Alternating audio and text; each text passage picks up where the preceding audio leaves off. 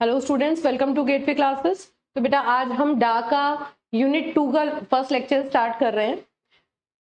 देख लेते हैं पहले यूनिट 2 में सबसे पहला जो हम टॉपिक डिस्कस करेंगे उसका नाम है रेड ब्लैक ट्री। ओके, और उसके बाद इंट्रोडक्शन लेंगे आज हम कि आरबी ट्री बेसिकली क्या होता है, उसकी क्या क्या प्रॉपर्टीज होती हैं।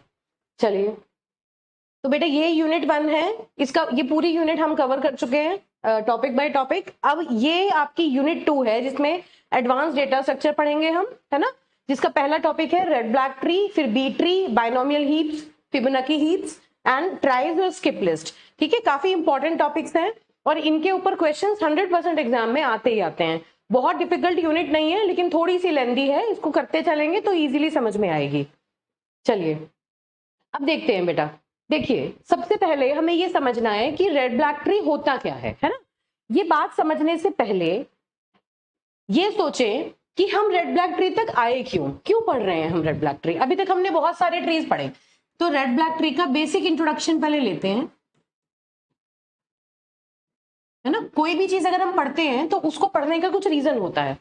जैसे अभी तक आप लोग कौन कौन से ट्रीज पढ़े, सिंपल ट्री डेटा स्ट्रक्चर जब हम पढ़ते हैं, आपने डेटा स्ट्रक्चर सब्जेक्ट पढ़ा है, उसमें बहुत सारे टाइप के डेटा स्ट्रक्चर्स पढ़े, आपने एरे पढ़ा, आपने लिंक लिस्ट पढ़ा, है ना, स्टैक क्यू पढ़े, फिर ट्रीज पढ़े, ट्री में भी बाइनरी ट्री, और फिर एट लास्ट आपने बाइनरी ट्री और binary search tree, AVL tree, ये सारे डेटा स्ट्रक्चर्स आप पढ़ चुके हैं ऑलरेडी। तो सबसे पहली अंडरस्टैंडिंग हमें ये रखनी है कि जब भी हम कोई डेटा स्ट्रक्चर पढ़ते हैं तो हमेशा पढ़ क्यों रहे हैं, क्योंकि जिस भी डेटा पे हम काम करते हैं उस डेटा को स्टोर करने के लिए कंप्यूटर में हमें उसकी मेमोरी चाहिए। तो वो पर्टिकुलर डेटा कंप्यूटर में किस फॉर्म में जाके रिप्रेजेंट होगा, वो फॉर्म, वो स्ट्रक्चर उस पर्टिकुलर डेटा स्ट्रक्चर की रिप्रेजेंटेशन के अकॉर्डिंग उस डेटा को मिल जाता है ना। तो अभी तक हमने जो ट्री पढ़े, ट्री क्या कहता है, फास्ट सर्चिंग के लिए बेसिकली जो पर्पस है वो क्या है कि उस डेटा को हम बहुत इजीली रिट्रीव कर सकें, उस पे जितने भी नंबर ऑफ ऑपरेशंस हैं उनको कम से कम टाइम में, डेटा के अंदर हमें कोई नई वैल्यू को इंसर्ट करना है, डेटा में से कुछ हमें डिलीट करना है, या जो ऑलरेडी एग्जिस्टिंग डेटा है उसमें से हमें कुछ सर्च करना है, तो ये जितने भी ऑपरेशंस हैं ये विद ईज और कम टाइम में, कम टाइम कॉम्प्लेक्सिटी के साथ हो जाए, उसके लिए हम डिफरेंट टाइप के डेटा स्ट्रक्चर्स यूज करते हैं, है ना। तो सबसे पहले हम बात अपनी शुरू करेंगे बाइनरी सर्च ट्री से। तो बाइनरी सर्च ट्री आपने ऑलरेडी पढ़ रखा है। क्या होता था बाइनरी सर्च ट्री, हम ये कहते हैं, सपोज मैंने कोई एग्जांपल लिया 20 और इधर मैंने लिया suppose 15, 10, 18 and then here is 25, then 22, 28, है ना। सपोज ये मैंने एक एग्जांपल लिया, ये क्या है, एक बाइनरी सर्च ट्री है। बाइनरी सर्च ट्री की डेफिनेशन क्या होती है कि जिस भी नोड की हम बात करें, every node in the tree, उसकी जो वैल्यू है वो अपने लेफ्ट सब ट्री से की सारी वैल्यू से बड़ी होगी। मतलब किसी भी नोड के लेफ्ट सब ट्री में, लेफ्ट सब ट्री मतलब पूरे ट्री की हम बात कर रहे हैं, लेफ्ट सब ट्री में जितनी भी वैल्यूज हैं वो सारी इससे छोटी होंगी, और इसके राइट सब ट्री में जितनी भी वैल्यूज हैं वो सारी इस पर्टिकुलर वैल्यू से बड़ी होंगी। ऐसे ट्री को हम बाइनरी सर्च ट्री कहते हैं, है ना। रूट पर ये चीज वैलिड है, बाकी जितने नोड हैं उन सब पर भी ये सेम चीज वैलिड होती है। जैसे अगर मैं 15 की बात करूं तो 15 के लेफ्ट सब ट्री में 10 है, इससे छोटा है, और राइट सब ट्री में 18 है जो कि इससे बड़ा है। ठीक है, तो यहां भी बाइनरी सर्च ट्री की प्रॉपर्टी होल्ड होती है। आप इधर देखें 25 इस सब ट्री का रूट है ना, और 25 के लेफ्ट में 22 है जो इससे छोटा है, राइट में 28 है जो इससे बड़ा है। तो कुल मिला के बात क्या हुई कि सबसे पहले हमने efficient insertion, deletion, searching operation को इंप्रूव करने के लिए बाइनरी सर्च ट्री पढ़ा, जिसमें क्या है कि हर एक नोड इस तरह से प्लेस्ड होता है कि उसके लेफ्ट साइड में उससे सारी छोटी वैल्यूज आती हैं और राइट साइड में पूरे सब ट्री में उससे बड़ी वैल्यूज आती हैं। इससे क्या है, अब ये बाइनरी सर्च ट्री जो है ये दो तरीके से आप बना सकते हैं, है ना। ये तो बैलेंस्ड ट्री है, ये एक बैलेंस्ड ट्री है जिसमें दोनों साइड पर इक्वल नंबर ऑफ नोड्स आपको नजर आ रहे हैं, approximate equal number of nodes आपको दिख रहे हैं। अब ऐसे ही एक बाइनरी सर्च ट्री का मैं एग्जांपल अगर ऐसे ले लूं 20, 25, 30, 35, 40 एंड सो ऑन, इस तरह हमारा ट्री बढ़ता चला जाए, ऐसे ट्री को क्या कहते हैं, ये भी एक बाइनरी सर्च ट्री है जिसमें लेफ्ट साइड में कोई भी नोड्स नहीं है ना। इसका लेफ्ट चाइल्ड जो है वो एम्प्टी है और राइट साइड में पूरा का पूरा ट्री ग्रो कर रहा है। क्या ये एक वैलिड बाइनरी सर्च ट्री है? बिल्कुल, क्या कहते हैं इसको, दिस इज राइट स्क्यूड, है ना, ये कैसा है, राइट स्क्यूड बीएसटी। ऐसे ही अगर मैं ऐसा ट्री बनाऊं जो लेफ्ट साइड में आ जाए पूरा, तो उसे हम कहेंगे लेफ्ट स्क्यूड बीएसटी। लेकिन इसकी प्रॉब्लम क्या है, अब उस प्रॉब्लम को समझने के लिए ये समझते हैं कि सपोज मेरे पास कोई बाइनरी सर्च ट्री है ना, और मुझे उसमें कुछ सर्च करना है, कोई वैल्यू इंसर्ट करनी है, कुछ डिलीट करना है, तो ऑन एन एवरेज इस ट्री की जो हाइट है कितनी होती है, बाइनरी सर्च, किसी भी बाइनरी ट्री की हाइट जो हमने निकाली थी, अगर मैं बाइनरी सर्च ट्री की हाइट कहूं तो वो क्या होगी, अगर टोटल n नोड्स हैं, n नोड का अगर मैं कहूं बीएसटी है मेरे पास, तो उसका जो on an average time complexity होगा वो क्या होगी, big of log n base 2, है ना।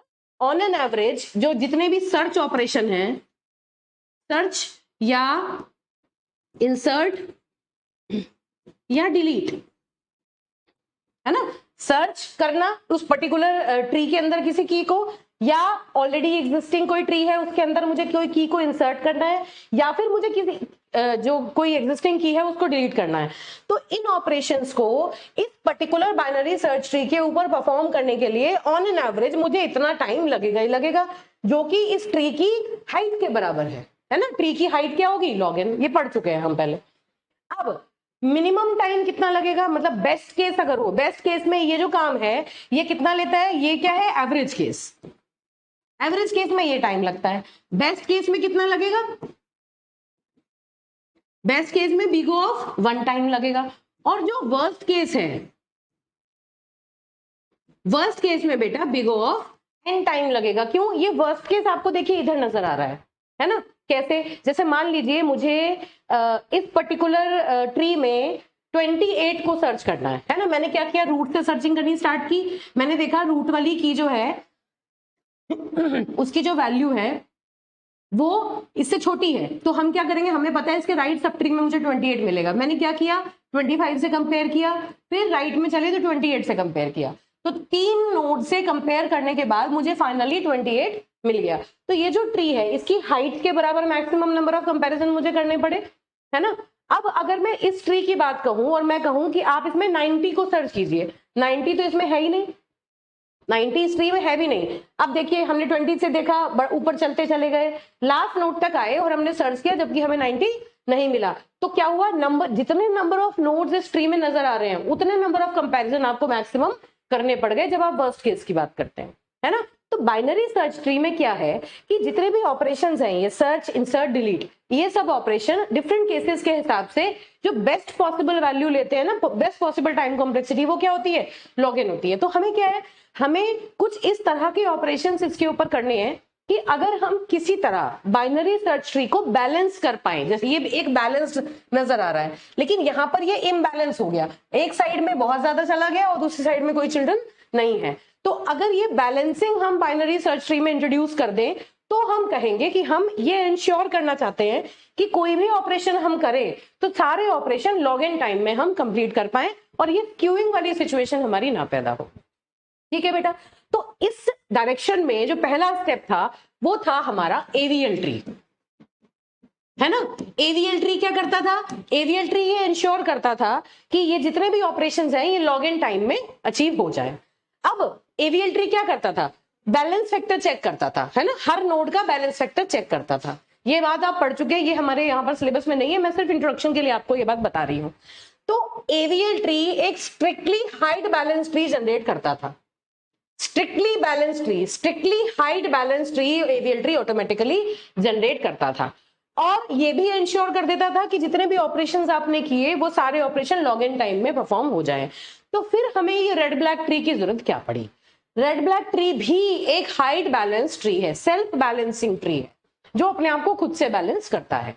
जब हमारे पास ऑलरेडी एवीएल ट्री था तो हमें आरबी ट्री की क्या रिक्वायरमेंट थी, कहाँ रिक्वायरमेंट थी, ये हमें समझना है। देखिए एवीएल ट्री के साथ क्या था, जब हम एवीएल ट्री की बात करते हैं तो सपोज पूरे ट्री को बैलेंस करने के लिए कई बार एवीएल ट्री को नंबर ऑफ रोटेशंस बहुत ज्यादा करने पड़ते हैं। एवीएल ट्री में क्या करते थे हम कि जहां बैलेंसिंग डिस्टर्ब हुई, हम कुछ नंबर ऑफ, जैसे आपने पढ़े थे एलएल रोटेशन पढ़ा था, एलआर रोटेशन पढ़ा था, आरएल रोटेशन पढ़ा था, आरआर रोटेशंस पढ़े थे, ये सारे एवीएल ट्री में किए थे, है ना।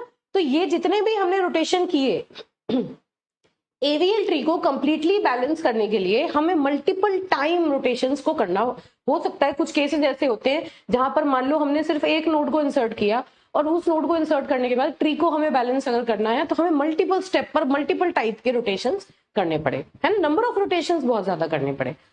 आर्बिट्री क्या कहता है कि अगर आप किसी एक पर्टिकुलर नोड को इंसर्ट कर रहे हैं या डिलीट कर रहे हैं तो मैक्सिमम 2 रोटेशन करके आपका जो ट्री होगा वो बैलेंस हो जाएगा। मैक्सिमम 2 रोटेशंस आर रिक्वायर्ड, है ना। तो आर्बिट्री किसी भी एक पर्टिकुलर ट्री को बैलेंस करने के लिए 2 काम करता है। क्या क्या करता है?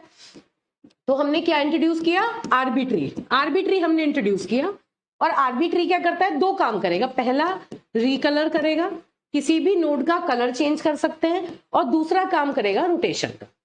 इसमें ये 2 ऑपरेशंस होते हैं। तो अगर मुझे किसी भी ट्री को बैलेंस करना है तो इन 2 ऑपरेशंस की हेल्प से मैक्सिमम 2 बार रोटेट करने के बाद, मैक्सिमम 2 टाइम्स रोटेशन के बाद जो ट्री होगा वो आपका एक बैलेंस्ड बाइनरी सर्च ट्री बन जाएगा। ठीक है बेटा। तो अब दूसरी इंपॉर्टेंट बात क्या है कि इन दोनों में फर्क क्या है? नंबर ऑफ रोटेशन अगर आपको कम करने हैं तो आर्बिट्री इज बेनिफिशियल।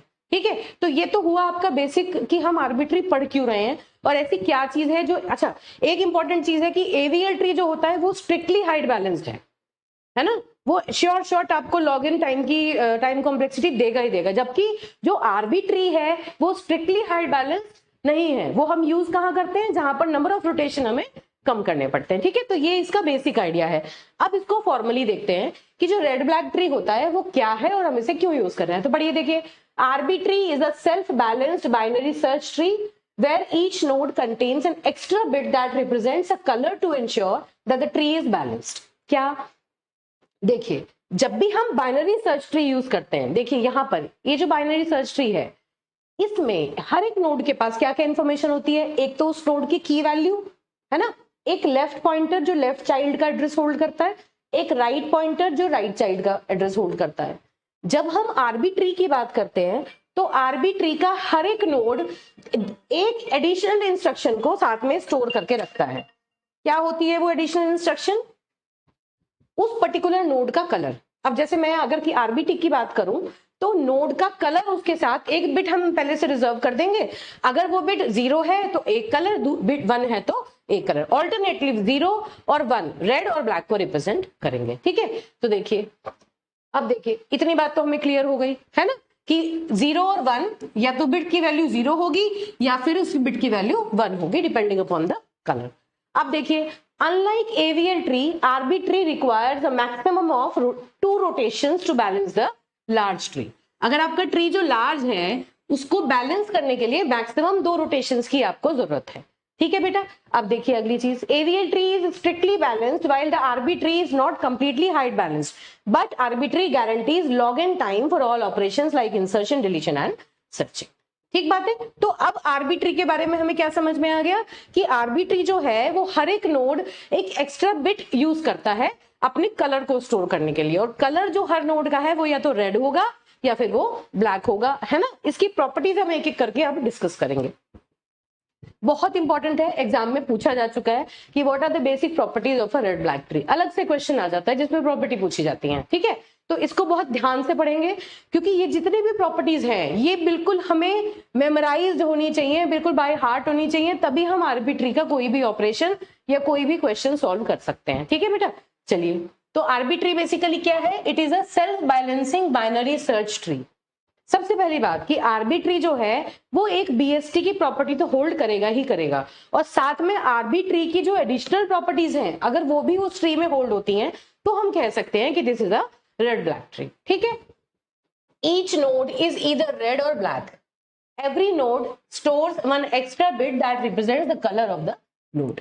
ठीक बात है। चलिए, अब इसकी क्या क्या प्रॉपर्टीज हैं? पहली, root node is always black in colour. याद रखनी है, बिल्कुल ध्यान में रखनी है, बहुत इंपॉर्टेंट है कि आर्बिट्री में जब भी हम रूट नोड की बात करेंगे, ट्री का जो रूट होगा वो हमेशा ब्लैक होगा।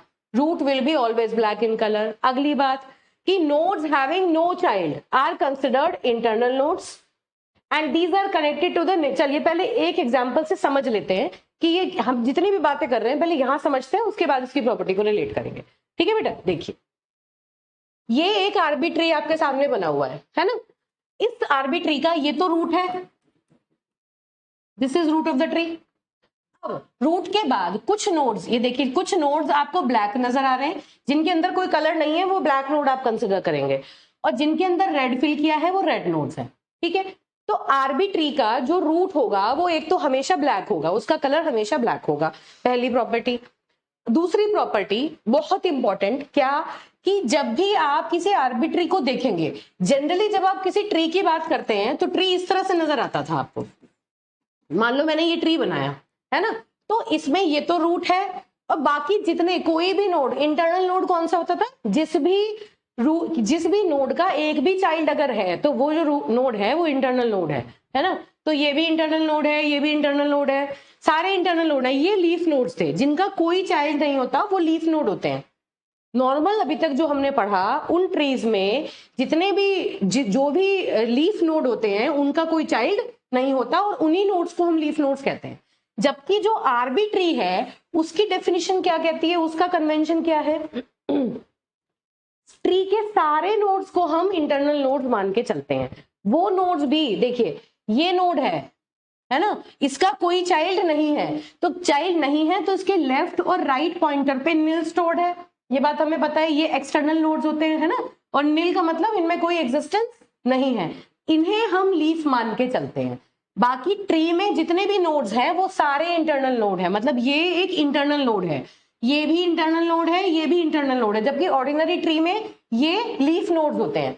यहाँ आरबी ट्री के केस में लास्ट में जो हम एम्प्टी चिल्ड्रन होते हैं ना, उन्हें नील से डिनोट करते हैं, और इनको कहते हैं एक्सटर्नल, इन्हीं को लीव्स कहा जाता है। तो these are leaves, these are leaf nodes.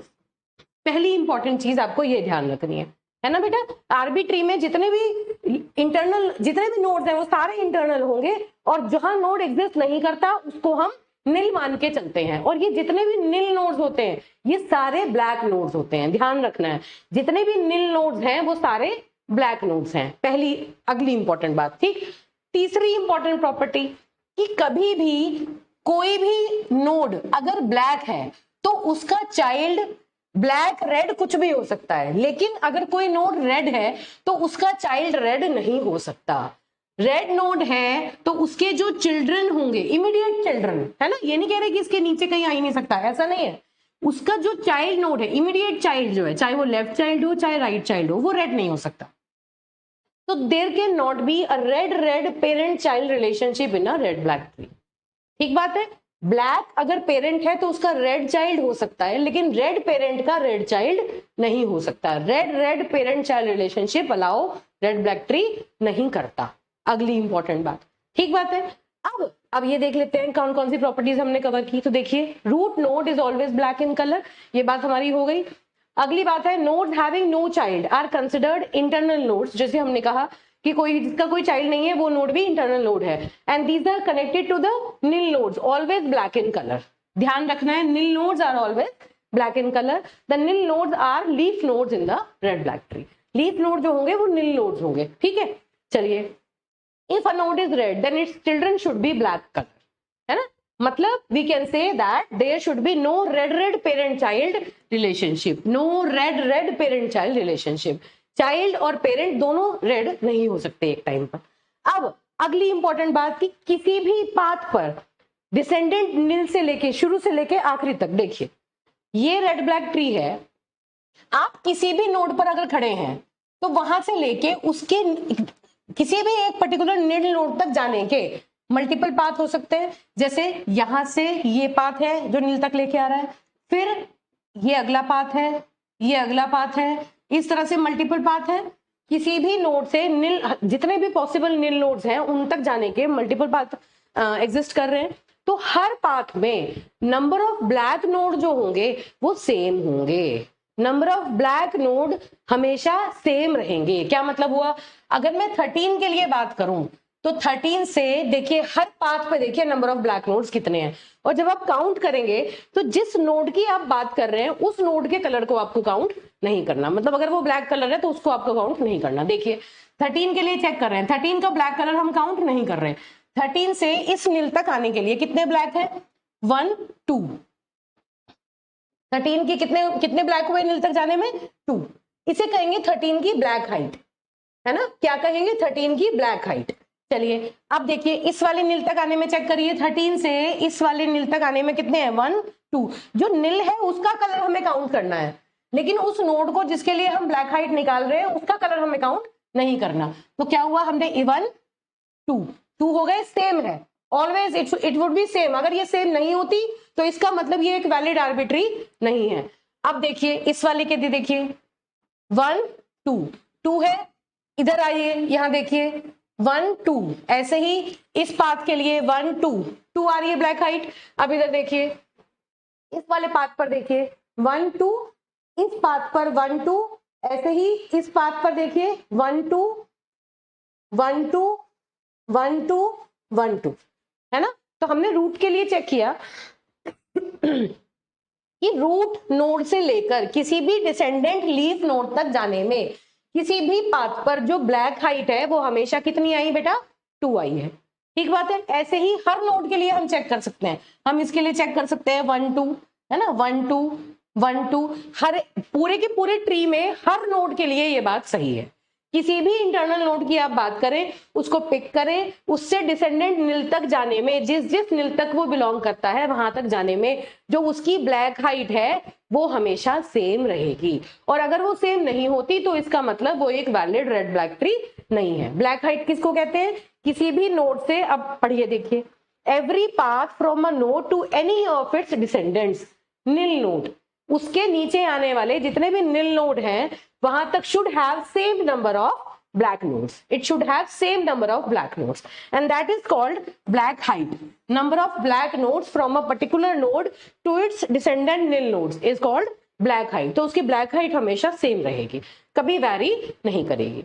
तो अगर कोई भी ट्री आपको दिया है और आपसे कहा जाए कि बताइए क्या ये एक वैलिड आर्बिट्री है, तो जितनी भी प्रॉपर्टीज हमने पढ़ी वो सारी प्रॉपर्टीज उसमें होल्ड होनी चाहिए। क्या? रूट हमेशा ब्लैक होना चाहिए, red red parent child relationship नहीं होना चाहिए, जितने भी नील नोड्स हैं वो सारे ब्लैक होंगे, और किसी भी नोड से उसके डिसेंडेंट नील नोड तक आने में जो नंबर ऑफ ब्लैक नोड्स हैं वो हमेशा सेम रहेंगे। तो ट्री अगर ये सारी प्रॉपर्टीज होल्ड करता है तो उस ट्री को हम कहेंगे कि वो एक वैलिड रेड ब्लैक ट्री है। आई होप ये प्रॉपर्टीज आपको अभी तक क्लियरली समझ में आ गई होंगी। अब चलिए अब देखते हैं। अब देखिए एक थ्योरम है, एग्जाम में AKTU में एक बार पूछी गई है, तो इसको इसलिए मैंने यहाँ पर लेक्चर में डाला है। ठीक है, क्या है? डायरेक्टली आपको याद भी रखनी है, क्योंकि आपसे डायरेक्टली अगर कोई मान ली 2 मार्क्स में कोई क्वेश्चन आ जाए तो वो आप इसको सीधे सीधे अटेम्प्ट कर सकते हैं। क्या है देखिए, पढ़िए। A red black tree with n internal nodes, number of nodes कितने दिए हैं? इंटरनल नोड्स n, है ना? जो लीफ है, जो नील है, उन्हें हमने कंसिडर नहीं करना। Has height h at most 2 log n+1। क्या? अगर रेड ब्लैक ट्री की जो हाइट है वो कितनी है? h, तो मैक्सिमम उसमें इतने इंटरनल नोड्स हो सकते हैं। क्या? A red black tree with n internal nodes has height h at most 2 log n+1। इससे ज्यादा उसकी हाइट नहीं हो सकती, और ये चीज आपको प्रूव करनी है ना? अब जब भी कोई चीज हम इस तरह के सब्जेक्ट्स में प्रूव करते हैं तो हम इंडक्शन के थ्रू प्रूव करते हैं। कैसे कैसे प्रूव कर देंगे? हम एक स्मॉलर सेट के लिए उस चीज को प्रूव करेंगे और फिर लार्जर सेट पे उसको अप्लाई कर देंगे। कैसे? देखिए, चलिए जैसे हमने यहाँ पर एक एग्जाम्पल रेड ब्लैक ट्री लिया है ना बेटा, और हर रेड ब्लैक ट्री में मैंने उस पर्टिकुलर नोड की हाइट और साथ में उसकी ब्लैक हाइट, ये दोनों वैल्यूज पहले से रखी है।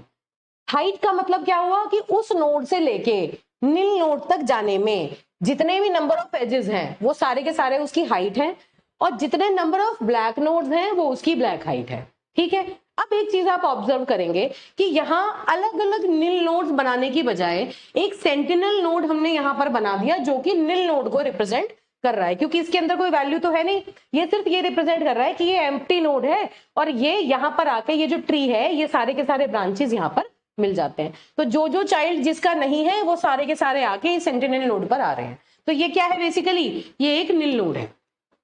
ठीक बात है। अब देखो इस नोड की बात करो, इसकी जो टोटल हाइट है, हाइट कैसे निकालते हैं? लॉन्गेस्ट पाथ की बात करते हैं, है ना? लॉन्गेस्ट पाथ, उस पर्टिकुलर नोड से नील नोड तक जाने का जो सबसे लंबा पाथ है उसमें कितने नंबर ऑफ एजेस हैं? देखिए सबसे लंबा पाथ ये नजर आ रहा है। नंबर ऑफ एजेस कितने हैं? 1 2 3 4, तो इसकी हाइट कितनी होगी? 4। ऐसे ही अब इसकी ब्लैक हाइट देखो, ब्लैक हाइट का मतलब क्या हुआ कि इस पूरे के पूरे एज से, मतलब हर जगह ब्लैक हाइट का मतलब क्या है कि अगर ये एक वैलिड रेड ब्लैक ट्री है तो हर किसी भी पाथ को मैं चूज करूं तो ब्लैक हाइट इसकी सेम रहेगी, है ना। अगर मैं इधर से चूज करूं तो कितनी, यहां से लेके यहां तक आने में, नील तक आने में कितनी ब्लैक नोड्स आ रहे हैं, 1 2, तो ब्लैक हाइट कितनी होगी 2। अगर मैं इधर से चूज करूं तो देखो 1 2, है ना, इधर से आऊं तो भी 1 2। तो ये एक वैलिड आर्बिट्री ऑलरेडी मैंने ड्रॉ किया है इसको, इसलिए मैं दोबारा से चेक करके नहीं दिखा रही हूँ, आप चाहें तो इसको एक बार वेरीफाई करके देख सकते हैं, ठीक है बेटा। तो क्या हुआ कि हमने यहाँ पर हर नोड की हाइट और ब्लैक हाइट कैलकुलेट की। इसकी देखी, इसकी हाइट कितनी है 1 2 3। अब आप ये कहेंगे कि इसकी हाइट 1 2 भी तो हो सकती है, नहीं, जो लॉन्गेस्ट पाथ है उसको चूज करो। तो इस नोड की हाइट होगी 3 और इसकी जो ब्लैक हाइट है वो हो गई 2। तो इस तरह करके हमने जितने भी नोड्स हैं उन सबकी हाइट और ब्लैक हाइट यहाँ पर कैलकुलेट की है। चलिए अब देखिए अगली इंपॉर्टेंट बात क्या है जो ध्यान रखनी है, जहां से प्रूव हम करना इसको स्टार्ट करेंगे। देखिए कोई भी नोड x, अगर हम किसी भी नोड की बात करें x, मान लो मैंने इस पर्टिकुलर नोड को x कहा, ये जो नोड है मेरे लिए, ये जो नोड है ये x है, इस नोड की बात मैं कर रही हूं, ठीक है, ये वो नोड है x जिसके बारे में हम बात कर रहे हैं। तो अगर इस पे जो सब ट्री है किसी भी नोड x, देखिए a subtree rooted at any node x contains at least 2 raised to the power black height of x minus 1 internal nodes। यहां से हम बात करना स्टार्ट करेंगे। रेड ब्लैक ट्री में जब भी हम किसी भी नोड की बात करते हैं तो एक नोड के ऊपर रूटेड सब ट्री जो है उसमें कम से कम इतने इंटरनल नोड होंगे ही होंगे। अभी हम इस बात को वेरीफाई करेंगे, ठीक है बेटा। और इससे भी पहले इंपॉर्टेंट बात क्या है कि अगर किसी सब ट्री की, अगर किसी नोड की हाइट जो है वो h है तो उसकी जो ब्लैक हाइट है वो एटलीस्ट h/2 होगी ही होगी।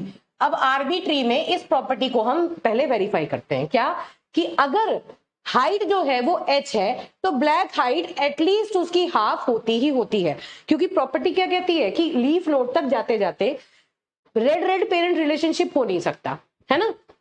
तो at least half of the nodes जो होंगे बाय हुक एंड क्रूक वो क्या होगा कि कम से कम h/2 number of black nodes उसमें आएंगे ही आएंगे, क्योंकि रेड रेड कॉन्सिक्यूटिवली आ नहीं सकते, तो आधे ब्लैक आधे रेड ही आ पाएंगे, ठीक है बेटा। तो देखिए अब यहां से स्टार्ट करिए, 3 h की वैल्यू है 3, है ना, और इसका हाफ क्या हुआ 1.5, उसकी सील वैल्यू लो, सील वैल्यू का मतलब h/2 की सील वैल्यू क्या हो गई 2, है ना। तो एटलीस्ट इसकी हाफ, एटलीस्ट जो वैल्यू है वो इसकी हाफ वैल्यू है ही है।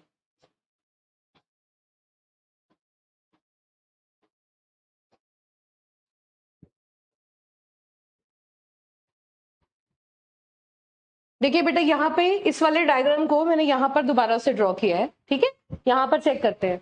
देखिए अब हम क्या कह रहे हैं, हमें क्या चीज ऑब्जर्व करनी है कि हम किसी भी नोड की बात करें, अगर उसकी जो भी हाइट है उसकी ब्लैक हाइट एटलीस्ट उसकी हाइट की हाफ होगी। क्या चीज लिखी है यहाँ पर, देखिए h अगर हाइट है तो ब्लैक हाइट एटलीस्ट हाफ उसकी होनी है ना। और दूसरी चीज कि subtree rooted at any node x contains at least 2 raised to the power black height of x minus 1 internal nodes। क्या मतलब हुआ इस बात का, देखिए अगर मैं इसको x कंसिडर करूं, जैसे अभी हमने कहा था कि मैंने इसको x माना, तो अब ये जो यहां पर सब ट्री है, सब ट्री क्या आया, ये पूरा सब ट्री है ना, इस सब ट्री का जो रूट है वो x है। अब इसमें total number of internal nodes कितने होंगे, देखिए 2 raised to the power, क्या कहा हमने, 2 raised to the power black height of x minus 1। क्या बात हुई, देखिए 2 raised to the power black height of x minus 1, at least इतने इंटरनल नोड्स ये कंटेन करेगा ही करेगा, ठीक बात है। अब देखिए क्या मतलब है इस बात का, ब्लैक हाइट कितनी है इसकी 2, तो देखिए 2 raised to the power 2 minus 1 मतलब 3, है ना। तो इस पर्टिकुलर सब ट्री पे रूट करके जो total number of internal nodes है वो मिनिमम 3 होंगे ही होंगे, है वैलिड है। इसी तरह अगर मैं इसको चेक करूं, इसको चेक करूं, इसको चेक करूं, इसको चेक करूं, किसी भी पर्टिकुलर नोड को मैं उठा लूं तो उसका जो सब ट्री है वो इस फॉर्मूले के हिसाब से least number of internal nodes carry करेगा ही करेगा। अब आपको एक और इंपॉर्टेंट बात समझनी है, क्या, देखिए क्या इंपॉर्टेंट चीज है, अगर मैं किसी भी x के चाइल्ड की बात करूं तो देखो ये x है, कोई ऐसा नोड लो जिसमें रेड और ब्लैक दोनों आए, चलिए मैं इसकी बात करती हूँ, सपोज ये x है, तो अगर मैं इसके इस वाले चाइल्ड की बात करूं तो इसकी हाइट कितनी होगी, जितनी इसकी हाइट है उसकी हाइट से एक कम, है ना, क्योंकि भाई एक लेवल नीचे की बात कर रहे हैं, एक एज ऑलरेडी कंसिडर कर चुके हैं, तो इसकी हाइट हमेशा h-1 होगी। इसकी अगर h है तो इसकी हाइट कितनी होगी, h-1 होगी, है ना, और इसकी भी h-1 होगी। भाई इसकी h थी तो इसकी h-1 होगी मिनिमम, ठीक बात है। अब देखो, अब हम क्या कह रहे हैं कि अगर नीचे ब्लैक नोड है, देखो ये ट्री है, ये है x, ठीक है, अगर ये दो सब ट्रीज हैं रूटेड इन अलग अलग चीजों पे, अगर इसकी हाइट h है तो इसकी हाइट h-1 होगी और इसकी भी हाइट h-1 होगी, ये तो हमें पता है। एक पर्टिकुलर सब ट्री की बात कर रहे हैं, अगर इसकी हाइट h है तो इन दोनों की एक कम होगी, है ना। अब अगर ये रेड नोड है और ब्लैक नोड है तो उस केस में क्या होगा, अब हम ब्लैक हाइट की बात कर रहे हैं सीधा सीधा, है ना। ब्लैक हाइट अगर इसकी यहां पर b है तो इसकी ब्लैक हाइट, अगर ये ब्लैक नोड है तो इसकी ब्लैक हाइट b-1 होगी, क्योंकि भाई इसको भी, इसकी इस वाले नोड की ब्लैक हाइट जब हमने कैलकुलेट की थी तो इसको काउंट किया था, लेकिन जब हम इसकी ब्लैक हाइट कैलकुलेट करेंगे तो हम इसकी ब्लैक कलर को काउंट नहीं करेंगे, तो इसकी जो ब्लैक हाइट होगी वो b-1 हो जाएगी। जबकि अगर ये रेड नोड है तो इसकी ब्लैक हाइट b ही रहेगी जो ऊपर वाले की थी, है ना। ये बात हमें समझ में आती है। तो अब इसका मतलब क्या हुआ कि अगर मैं x की बात कर रही हूं तो x की हाइट है h और x की ब्लैक हाइट है b। अगर मैं इसका कोई ऐसा चाइल्ड जो ब्लैक है तो उसकी हाइट तो h-1 हो जाएगी लेकिन ब्लैक हाइट होगी b-1। ऐसे ही रेड नोड अगर है तो हाइट h-1 होगी लेकिन जो उसकी ब्लैक हाइट होगी वो सेम रहेगी, क्योंकि उस नोड के कलर से उसको कोई फर्क नहीं पड़ा। अब at least number of internal nodes इन दोनों में कितने होंगे, किसी भी इसके सब ट्री की मैं बात करूं तो x की बात कर रहे थे तो इसकी black height -2 black height -1 number of internal nodes इसमें थे। इसमें एटलीस्ट कितने इंटरनल नोड्स होंगे टोटल इसके पूरे सब ट्री में, देखिए चेक करिए। अब देखिए इसी बात को, any child of x has height h-1 and black height either b if the child is red और b-1 if the child is black. यहां तक हमने समझ लिया, ठीक बात है। अब देखिए इसी बात से हमें क्या समझ में आ रहा है कि each child has at least 2⁻bh of x-1 internal nodes, ये हमने अभी पढ़ा। इसलिए जो सब ट्री x पर होगा उसमें total number of internal nodes at least कितने होंगे, देखो ये जो सब ट्री है x पर, जो सब ट्री है उसमें नंबर ऑफ इंटरनल नोड्स कितने होंगे बेटा, देखो देखिए कितने होंगे।